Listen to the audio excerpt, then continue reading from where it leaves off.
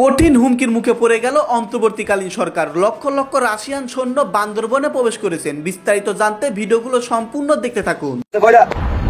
Bangladesh government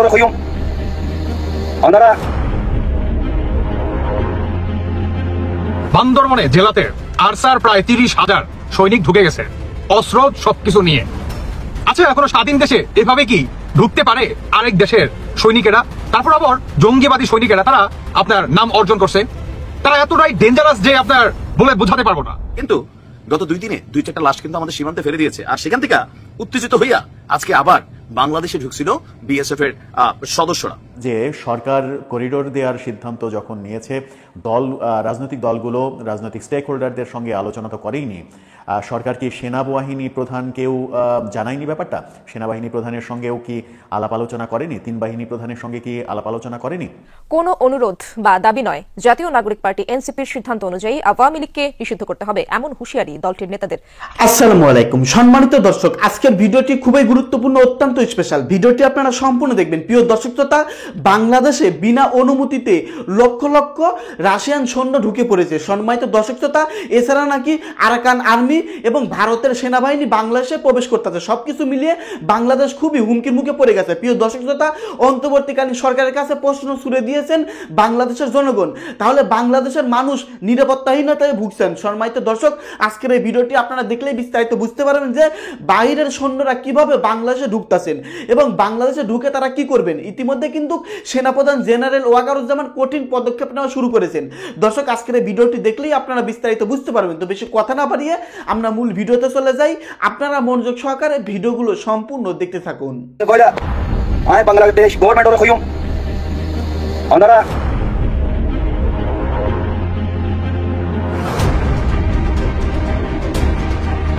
ও মারবে আমার কক্সবাজার শেষ, ও মারবে আমার চিটাগাং এয়ারপোর্ট বন্ধ, ও মারবে আমার চিটাগাং সিপোর্ট বন্ধ, আমার এক্সপোর্ট বন্ধ। ঠিক আছে, এখন তখন আমাকে অল আউট ওয়ার্ক, আমি কি করে ডেভেলপমেন্ট করবো না ওয়ার্ক করবো। যদি ওয়ার্ক করি তাহলে কিন্তু আমি আমার বিপদ হচ্ছে। আমার ঢাকায় বন্ধ করবে, আমার কক্সবাজারের টুরিজম ফিনিশ হয়ে যাবে, চিটাগাং সিপোর্ট শেষ, এয়ারপোর্ট শেষ, আমার দেশ শেষ, আমার যা ইকোনমি আছে সব ওয়ার ইকোনমিতে কাজটা করতে হবে, মানুষজন নাকি মরে যাবে। আস্থার ব্যাপারটা, আস্থা যে এখন যে ধরতেছে, এটা কি আইবস না? আমার তো তাই মনে হয়। কারণ হলো যে আশরা যেটা হচ্ছে কি, জননী হচ্ছে আপনার মায়ানমারের ইমপ্ল্যান্ট। ঠিক আছে, মায়ানমার জননীকে ব্রাইব করাই, এই ঘটনা ঘটাইয়া মায়ানমার গভর্নমেন্ট ক্রিয়েটেড প্রিটেক্সট। বান্দরবনে জেলাতে আরসার প্রায় 30,000 সৈনিক ঢুকে গেছে, অস্ত্র সবকিছু নিয়ে। আচ্ছা, এখনো স্বাধীন দেশে এভাবে কি ঢুকতে পারে আরেক দেশের সৈনিকেরা? তারপর আবার জঙ্গিবাদী সৈনিকেরা, তারা আপনার নাম অর্জন করছে। তারা এতটাই ডেঞ্জারাস যে আপনার বলে বোঝাতে পারবো না। অন্যদিকে আপনার এই আরসার বাহিনীরা বাংলাদেশের বান্দরবন জেলা দিয়ে, পাহাড়ি অঞ্চল দিয়ে বাংলাদেশে বর্তমান প্রবেশ করে অস্ত্রধারী নিয়ে, অলমোস্ট প্রায় 30,000। আচ্ছা, কোনো স্বাধীন দেশে এভাবে ঢুকতে পারে? তাহলে আমাদের বাংলাদেশের সেনাপ্রধান মিস্টার ওয়াকার কিংবা বাংলাদেশের এই অন্তর্বর্তীকালীন সরকারের ভূমিকা কি? কেন এটাকে নিয়ে বর্তমান আমাদের বাংলাদেশের গণমাধ্যমগুলো নিউজ করতেছে না? আচ্ছা, এটা কি স্বাধীনতার আমাদের হাত থেকে ছিনে নেওয়ার একটা পরিকল্পনা না? আচ্ছা, এটা কি বাংলাদেশের সার্বভৌমত্ব হুমকির মুখে নয়? বলেন তো। এই আরসার বাহিনী বান্দরবন সীমান্ত দিয়ে, তারা বর্তমান পাহাড়ি অঞ্চল দিয়ে ঠিক এভাবেই প্রবেশ করে আমাদের বাংলাদেশে একদম ওপেনে, অস্ত্র শস্ত্র নিয়ে। একটা স্বাধীন দেশে কিভাবে ঢুকতে পারে? আমাদের বাংলাদেশটা প্রতিনিয়ত আমাদের হাত থেকে চলে যাচ্ছে। আজকের এই ভিডিওটা অত্যন্ত স্পেশাল বাংলাদেশের প্রতিটি শ্রেণীর মানুষের জন্য। আপনি আওয়ামী লীগ না বিএনপি না জামায়াত ইসলাম না হিজবুত তাহরির না এনসিপি না Napa party, anything doesn't matter. আজকের প্রশ্ন হচ্ছে, বা আজকের ভিডিওটা হচ্ছে বাংলাদেশের সার্বভৌমত্ব। মানে আপনি যদি একজন বাঙালিত্ব হয়ে থাকেন বা বাঙালিত্ব বিশ্বাস করে থাকেন, উল্টো দিকে আপনার পাকিস্তান আর ভারতের মনে করেন একটা যুদ্ধ হই হই ভাব। আর আমরা বাঙালিরা যারা নাকি ঝুঁকে মাতাও, তারা বলতেছি যে পাকিস্তান বাপ ডাকাই দোক, অনেকে বলতেছে ইন্ডিয়া পাকিস্তানকে বাপ ডাকাই দোক, মানে ডাকাডাকির ভিতরে আছে। কিন্তু এইদিকে আমাদের বাংলাদেশের সার্বভৌমত্ব নিয়ে কত বড় একটা ষড়যন্ত্র যে চলতেছে, এটা কিন্তু আমরা দেখতেছি না। অনেকটা কিরকম জানেন, আমরা বাঙালি হচ্ছে ঝুঁকে মাতাল। আমরা ভাই ঝুঁকে মাতাল হয়ে যাই। আমরা এখন পর্যন্ত ম্যাচুরিটি লাভ করতে পারলাম না। সরি গাইস, বলতে হলো। কিভাবে আমি আপনাদেরকে প্রায় করে প্রুফ দিব। দেখেন, ভারত আর পাকিস্তান কিন্তু ভাই যথেষ্ট তারা ম্যাচুরিটির রাখে, সামর্থ্য রাখে, কেমন? আর আমরা বাঙালিরা মানে আমাদের দেশ নিয়ে বর্তমানে এত বড় ষড়যন্ত্র চলতেছে, আমরা পাকিস্তান আর ভারতকে নিয়ে বর্তমান লাফালাফি করতেছি। উল্টো দিকে আমাদের বাংলাদেশের সীমান্ত দিয়ে, পাহাড়ি অঞ্চল দিয়ে যে আপনার আরসার জঙ্গিবাদী বাহিনীরা বর্তমান অস্ত্র শস্ত্র নিয়ে তারা ঢুকে পড়ছে, এইদিকে আমাদের কোনো পাত্তা নাই, আমাদের সরকারের কোনো পাত্তা নাই। পাত্তা কি? ওই যে পাকিস্তানে কি হলো, ভারতের কি হলো, কখন তারা যুদ্ধ করবে, কখন আমাদের দেশে কি হবে, এটা হবে সেটা হবে, মানে এগুলা নিয়ে। আর উল্টো দিকে আমাদের বাংলাদেশে যে প্রতিনিয়ত আরসার বাহিনীরা বা আপনার জঙ্গিবাদীরা দখল করে নিচ্ছে চারদিক দিয়ে, মানে একটু করে ঘিরে ফেলতেছে, এইদিকে কোনো আমাদের নাই, প্রস্তুতি নাই, কোনো হুঁশজ্ঞান নাই। আমরা বাঙালি কি জানেন, যেটা কথায় আছে না যে ভাই যার বিয়া তার খবর নাই, পাড়া প্রতিবেশীর ঘুম নাই। আজকে ভারত আর পাকিস্তানকে নিয়ে আমরা লাফালাফি করতেছি, কিন্তু আমাদের যে গোয়াও দাও, আমাদের গোয়া ঢাকতে হলে তখন কাপড় লাগবে, সরি কাছে বলতে হলো, ঠিক আছে, আমাদের কোনো খবর নাই। আমি আপনাদেরকে একটা গুরুত্বপূর্ণ ভিডিও দেখাচ্ছি, দেখুন আমাদের বাংলাদেশের কি অবস্থা, কতটা ভয়ঙ্কর অবস্থা। যারা নাকি ফাল পারেন, বিশেষ করে অমুক উড়াই দিবেন, তুমুক উড়াই দিবেন, ডিফেন্সের দিক দিয়ে কতটুকু সক্ষমতা রাখে আমাদের বাংলাদেশ সেনাবাহিনী বা যত ডিফেন্স এরিয়া আছে, এই ভিডিওটা দেখলে অনেকটা ক্লিয়ার হয়ে যাবেন। চলুন তাহলে শুরু করি। 41 না 42 মিলিয়ন ডলার এভরি ইয়ার দেয়। হ্যাঁ, কিন্তু এটা দেখো, এটা অর্ধেক হয়ে গেছে। এখন হয়েছে, কিন্তু গত 10-15 বছর ধরে এই টাকাটা আসতেছে এবং it was channelized through জামাতি এনজিওস। ঠিক আছে, এবং জামাতি এনজিওস গুলো অপারেট করছে কোথায়? আপনার সীমান্তে। ওই পারে হলো আপনার আরাকান আর্মির কাছে অস্ত্র, তারপরে আপনার হচ্ছে আপনার চীনের কাছে অস্ত্র, তারপরে চীন আর্মির কাছে অস্ত্র, এবং এখানে 23টা গ্রুপ আছে মায়ানমারে আপনার যুদ্ধ করতেছে মায়ানমার গভর্নমেন্ট। ঠিক আছে, তাদের প্রত্যেকের ক্যাশ দরকার, তারা everybody cash out, they need cash and they need. I see. তার যে আপনার একটা কথা হচ্ছে আপনার যে আরসার ব্যাপারটা, আরসার যে এখন যে ধরতেছে, এটা কি আইবস না? আমার তো তাই মনে হয়, কারণ হলো যে আশা যেটা হচ্ছে কি, জুনুরি হচ্ছে আপনার মায়ানমারের ইনফ্লুয়েন্স। ঠিক আছে, মায়ানমার জুনুরিকে ব্রাইব করাই, এই ঘটনা ঘটাইয়া মায়ানমার গভর্নমেন্ট ক্রিয়েটেড প্রিটেক্সট, ঠিক আছে, to expel the Rohingyas from inside Arakan. ঠিক আছে, এবং এই জুনুরি বা আতাউর জুনুরি কিন্তু আসলে প্রো রোহিঙ্গা না, তারা হচ্ছে রাজাকার, তারা হচ্ছে প্রো মায়ানমার আর্মি। এবং আপনি জানতে চাই না, কারণ আরাকান আর্মি ওয়াজ ফাইটিং এগেইনস্ট মায়ানমার আর্মি, তখন এই আশা কিন্তু মায়ানমার গভর্নমেন্টের পক্ষে আরাকান আর্মি বিরুদ্ধে করছে। হ্যাঁ ঠিক আছে, ঠিক আছে, তার মানে এটা হচ্ছে এই জিনিস কিন্তু আমি তখনই বুঝতে পারছি। ঠিক আছে, এটা এই জিনিস। এবং সমস্যাটা হচ্ছে এই আরাকানে প্রধানমন্ত্রী অফিসিয়ালি আমাদের মানা করতে, ঠিক আছে, এটা কারণে এটার কারণ হলো উনি আমাকে যেটা মনে আছে কিনা আপনার খেলা আছে কিনা, ওই যে একবার আরাকানে আমাদের মানা করতে। তার মানে এটা হচ্ছে এই জিনিস কিন্তু আমি তখনই বুঝতে পারছি। ঠিক আছে, এটা এই জিনিস। এবং সমস্যাটা হচ্ছে এই আরাকানে প্রধানমন্ত্রী অফিসিয়ালি আমাদের মানা করতে। ঠিক আছে, এটা কারণে এটার কারণ হলো উনি আমাকে যেটা মনে আছে কিনা আপনার খেলা আছে কিনা, ওই যে একবার আরাকানে মায়ানমার গভর্নমেন্ট ওদের পেস্ট করে সীমান্তে ওদের কোথায়, ঠিক আছে, হ্যাঁ করার একদম ইয়াতে আসে, হ্যাঁ করার ঠিক। একদিনে 189 বার মায়ানমার এয়ারফোর্স আমাদের 189 টাইমস। ঠিক আছে, কারণ হয়তো আমাদের এয়ারফোর্সে কিছু নাই, ভাঙা কুটি আছে, কিন্তু যেটা হয় অফিসারগুলো তো ট্রেনিং নেয়, থিওরিটিক্যাল ট্রেনিং নেয়, একাডেমিক তখন তারা দেশ প্রেমের ইন্ডোক্ট্রিনেশন করা হয়, দুবাই না হয়। ঠিক আছে, কিছু নাই, আমার দেশের 189 বার পুরা পারলে ওই বাংলার প্রতি নিয়ে আরেকবার গ্রাউন্ড ফোর্সও কিছু করতে পারতো।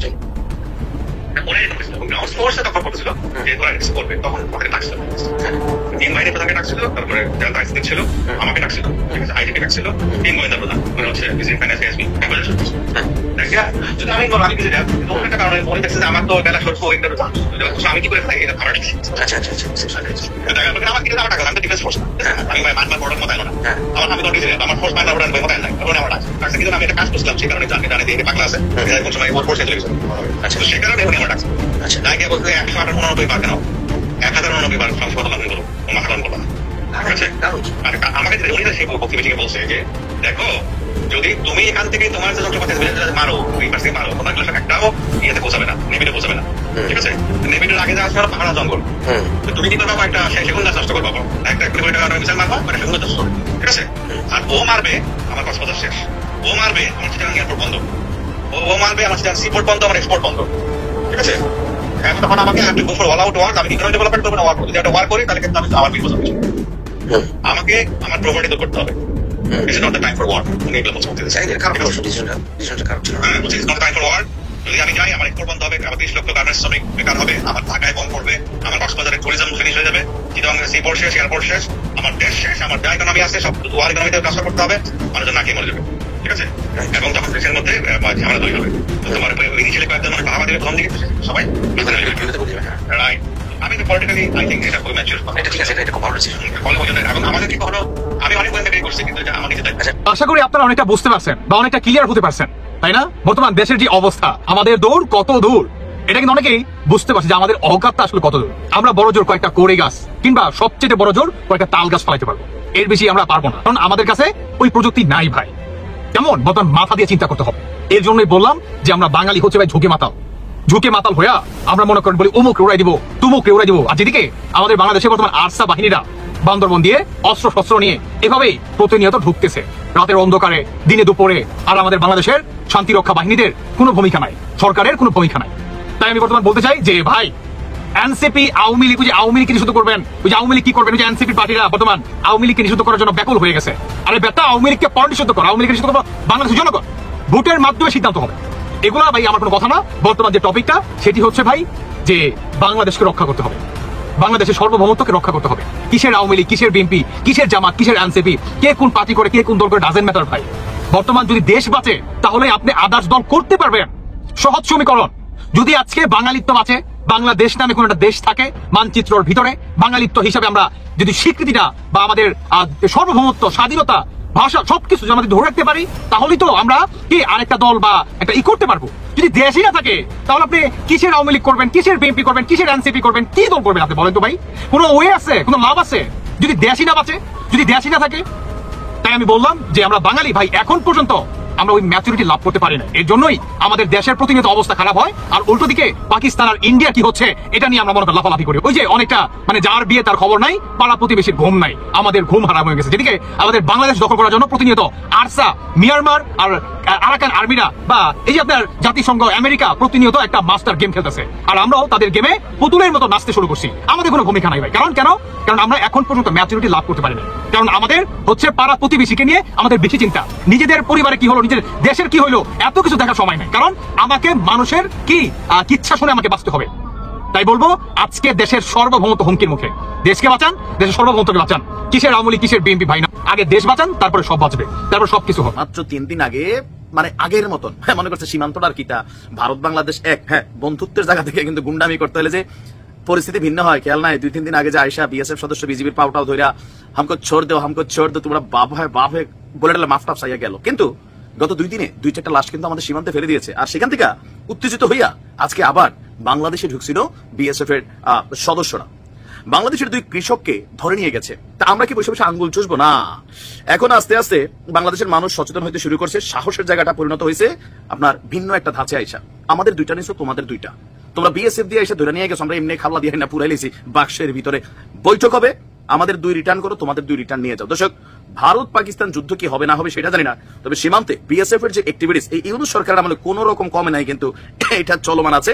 অদৃশ্য কারণে ডক্টর ইউনূস এবং ওনার যে সরকারের নেতা ফেতারা আছেন ওনারা কিন্তু এগুলো নিয়ে বিরল, ভারতকে কোন রকম বক্তব্য দেওয়া থেকে দূরে শুরু করে কোনো কিছু করছেন। এগুলো নিয়ে আপনারাও এখন আর কথা বলেন না, পলিটিক্যাল কারণে হয়তো বা। যাই হোক, আমরা কথা বলি না বলি, সরকার অ্যাকশন নেক না নেক, যার যায় সে কিন্তু অ্যাকশনে চলে যায়। দর্শক, ঘটনার প্রেক্ষাপট হচ্ছে দিনাজপুরের বিরলে সীমান্ত থেকে 2 বাংলাদেশি কৃষককে ধরে নিয়ে গেছে ভারতের সীমান্তরক্ষী বাহিনী বিএসএফ। আর এই ঘটনার জেরে 2 ভারতীয় নাগরিককে ধরে এনে আটকে রেখেছে বিক্ষুব্ধ গ্রামবাসী। দর্শক, আজকে দুপুরে বিরল উপজেলার ধর্ম জৈন সীমান্ত এলাকায় এই ঘটনাটি ঘটে। শেষ খবর পাওয়া পর্যন্ত 2 দেশের নাগরিক বিনিময়ে পতাকা বৈঠকের প্রস্তুতি চলছে। যদি 2টা আমরা না আটকাইতাম, কোন বৈঠক টেটে নেই, গুলি টুলি করে সীমান্তের কাছে ফেলা দিত, লাশটাও বাংলাদেশের মানুষ খুঁজে পাইতো কিনা সন্দেহ আছে। স্থানীয় সূত্র বলছে বিরলের ধর্মপুর ইউনিয়নের ধর্মজৈন সীমান্তে ধান কাটছিলেন মাসুদ এবং এনামুল নামের 2 কৃষক। দুপুর 12টার দিকে 320 মেইন পিলারের সাব পিলার 9 এবং 10-এর মাঝামাঝি থেকে তাদেরকে জোরপূর্বক ধরে নিয়ে যায় বিএসএফ। আর এই ঘটনা জানাজানি হলে বিক্ষুব্ধ হয়ে আপনার এই স্থানীয় গ্রামবাসীরা ভারতে ঢুকে আবার ভারতের 2 নাগরিককে ধরে এনে আটকে ফেলে। আটক 2 ভারতীয় নাগরিক হলেন অবিনাশ টুডু এবং ফিলিপ সরেন। ধরে তাদেরকে কারুলিয়া প্রাথমিক বিদ্যালয়ে রাখা হয়। পরবর্তী সময় তাদেরকে বিজিবির কাছে হস্তান্তর করা হয়েছে। তবে এই ঘটনা নিয়ে বিজেপিও মুখে কুলুপ এঁটেছে। সবশেষ খবর হচ্ছে 2 দেশের নাগরিকদের বিনিময়ে বিজিবি এবং বিএসএফ এর মধ্যে পতাকা বৈঠকের প্রস্তুতি চলছে। ধর্মপুর ইউনিয়নের চেয়ারম্যান তিনি বলছেন যে দুপুরে সীমান্ত থেকে 2 জনকে বিএসএফ ধরে নিয়ে যায়, পরে গ্রামবাসী 2 জন ভারতীয়কে ধরে নিয়ে আসে। আর ক্যাম্পের যিনি নায়ক আছেন সুবেদার, তিনি বলছেন সীমান্তে ধান কাটার সময় এই ঘটনা ঘটে, পরে বাঙালিরা অ্যাটাক করে। আমরা আলোচনা করছি, বাংলাদেশের সীমান্তে অ্যাকশন কিন্তু শুরু হয়ে গেছে। অতীতের মতন আগে কিন্তু এগুলো ঘটতো, আমরা হয়তো জানতাম না। তবে আমার কাছে এখনো আশ্চর্য লাগে, ডক্টর মোহাম্মদ ইউনূস মুখে মুখে যতটা ভারতের ইস্যুতে কথাবার্তা বলে জনগণরে মানে কি বলা হচ্ছে প্রফুল্ল রাখেন, উৎফুল্ল রাখেন, আমাদের পররাষ্ট্র উপদেষ্টা বিভিন্ন বক্তব্য দিয়ে মাঠটা গরম করেন, কিন্তু কার্যত গেল 8 মাসে সীমান্তে কয়জন হত্যা হয়েছে, এটার প্রতিবাদ হিসেবে সরকার কোন জিনিসটা করেছে ভারতের কাছে প্রত্যেকবারই মনে হয় যে নত জানু পররাষ্ট্রনীতিতে আটকে আছে। দর্শক, চতুর্দিকে যখন বাংলাদেশ করিডোর দিচ্ছে জাতিসংঘকে, জাতিসংঘের নামে যুক্তরাষ্ট্র সেই করিডোর ব্যবহার করবে, আরাকান রাজ্য সেই করিডোরের মাধ্যমে মানবিক সাহায্য পাবে। সেই মানবিক সাহায্য কারা পাবে? সরকারের সামরিক জান্তা সরকার মায়ানমারের তার অধীনে জনগণ পাবে নাকি আরাকান আর্মি পাবে, সেটা নিয়ে যখন তুমুল বিতর্ক চলছে তখন হঠাৎ করেই একটা আলোচনা সামনে চলে আসলো। সেই আলোচনা হচ্ছে যে সরকার করিডোর দেওয়ার সিদ্ধান্ত যখন নিয়েছে, রাজনৈতিক দলগুলো রাজনৈতিক স্টেক হোল্ডারদের সঙ্গে আলোচনা তো করেইনি। সরকার কি সেনাবাহিনী প্রধানকেও জানায়নি ব্যাপারটা? সেনাবাহিনী প্রধানের সঙ্গেও কি আলাপ আলোচনা করেনি? 3 বাহিনী প্রধানের সঙ্গে কি আলাপ আলোচনা করেনি? নাকি সরকারের সদ্য নিয়োগ দেয়া অনেক বেশি ক্ষমতাবান জাতীয় নিরাপত্তা উপদেষ্টা ডক্টর খলিলুর রহমানকে দিয়েই সব কিছু সারা হচ্ছে, সব মেকানিজম তাকে দিয়েই করানো হচ্ছে, যেখানে সেনাবাহিনীকে সেনাপ্রধানকে অন্ধকারে রাখা হচ্ছে? সেই রকম আলোচনা চতুর্দিকে চলছে। আদতে কি ঘটছে সেই আলোচনাটা করার চেষ্টা করবো এই ভিডিও। সম্মানিত দর্শক শ্রোতা, আশা করতেছি ভিডিওগুলো আপনারা সম্পূর্ণ মনোযোগ সহকারে শুনেছেন এবং দেখেছেন। বর্তমান দেশের অবস্থা, রাজনৈতিক পরিস্থিতি কিন্তু খুবই উত্তপ্ত। এরই মধ্যে বাইরের সৈন্য, রাশিয়ান সৈন্য, আরাকান আর্মি, ভারতের সৈন্য বাংলাদেশ বান্দরবনে প্রবেশ করতেছেন। এর লক্ষ্য কি? এর পেছনে আসলে কি রয়েছে? তাহলে কি বাংলাদেশ বড় একটা হুমকির মুখে পড়েছে? দর্শক, এই সম্পর্কে এখন আমাদের বাংলাদেশ সেনাপ্রধান জেনারেল ওয়াকারুজ্জামান স্যারের এখন কি পদক্ষেপে যাওয়া উচিত? আপনারা কি বলেন? দেশের একজন সাধারণ নাগরিক হিসেবে আপনাদের মূল্যবান মন্তব্য ভিডিওর কমেন্টে অবশ্যই লিখে ঝটপট জানিয়ে দিবেন। ভিডিওটি এখানে শেষ করছি। সকলে ভালো থাকবেন, ধন্যবাদ।